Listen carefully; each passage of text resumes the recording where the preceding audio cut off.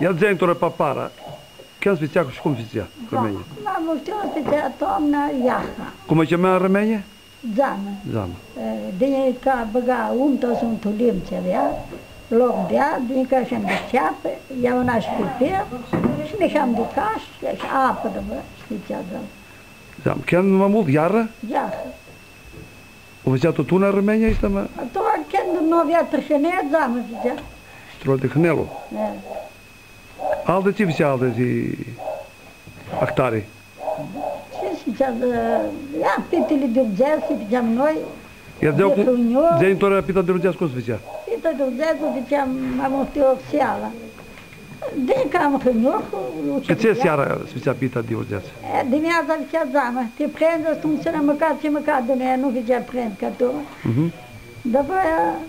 Cum o făcea pita de rugeas de eu? O șerbea, o văsat zamă, și-am până caș, unt, și frăină, și zicea. Cu peturi?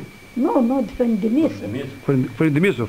Cu frăină de gheață nu spițea? Frăină de gheață ziceam ca șopătă. Ca șopătă. Alanda cum îi chema de desești?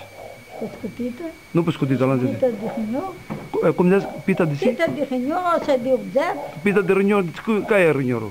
Hânioc, adunem tu. E un iarbă. Iarbă. Și zgheb, zic. Nu, cum zic rămânești, rânior. Hâniorul.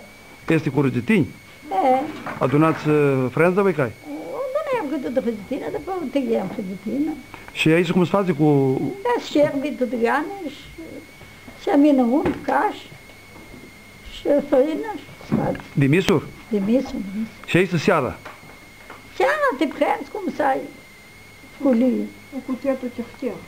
Cu geamtul ce știu, Hristos, teta Iorgule, ti zborzi de 10 de mușate de